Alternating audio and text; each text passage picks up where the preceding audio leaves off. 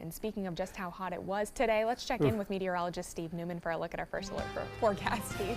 Yeah, Jennifer, it was hot. It's going to be hot again tomorrow with a lot of sunshine. You can see on our Van Wezel cam just some cirrus clouds earlier in the day and partly cloudy in the afternoon. But with all that sunshine, it was just radiating down on you. You had to be outside.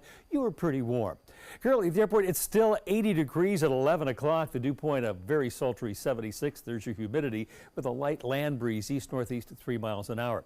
Our high today at 90, just a little above normal for this time of year, but we're ending the hottest September on record across the Sun Coast. We did have some thunderstorms erupt. Most of them missed us. It was mainly down around Fort Myers, Naples, Marco Island, and we can see by radar that those storms did move offshore, and there's a lot of lightning with them too. That's that same cluster that came over Fort Myers and Naples, but you can see just offshore, if you're looking from Minnesota Key, Venice, Casey Key, you can see this lightning out to sea. There are also another couple of areas. One marched right down Fruitville Road, right, you see hitting downtown Sarasota, moving out toward Longboat Key, another one down the Manatee River, and there's another cluster of storms moving right over the heart of Tampa Bay, approaching the Sunshine Skyways. So this will be going on for about another hour before things wind down for the night. There's some really cold air behind this front right now. You can see the snow and wintry mix up in southern Canada, just kissing the U.S.-Canadian border. 43 at Minnesota and Minneapolis, 60 at New York City, and 59 at Boston. It's feeling like fall up there. A close-up look.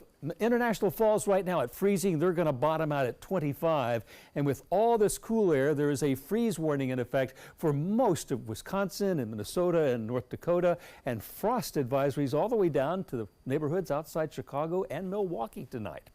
So back here at home, we're not going to be even feeling a hint of winter or a fall for several weeks, most likely. This front's going to stall out to the northwest of us, and through the weekend we'll have scattered showers and thunderstorms, mainly during the afternoon to evening to midnight hour. And here's my forecast for the rest of tonight. Look for skies to be partly cloudy with that lightning out over the Gulf. 74 the overnight low temperature. The average for this time of year is 75, and winds will be light and variable overnight. Here's your 7-day outlook. It's going to be hot tomorrow with a high temperature of 93.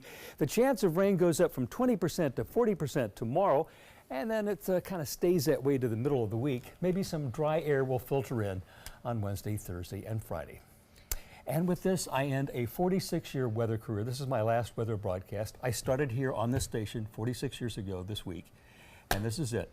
I've had a blessed career. I don't want to be greedy. It's time to let the young guys come in and take over. There you go. Speaking of young guys, There's there Chicago, you are back in the 70s. WLS Chicago. And coming up here is WNYS in Syracuse, now WSYR. That's Channel 9. And then I moved to California, worked in Sacramento, came back and worked in Dallas, and back to San Francisco for 20 years. Wow. Well, we thank you so much for your dedication to the Sun Coast, to ABC7, and of course to meteorology as a whole. Great working with you. You as well. Well, thanks so much for joining us. Straight ahead, Football Friday Night with Dwayne Lindo. Don't go anywhere.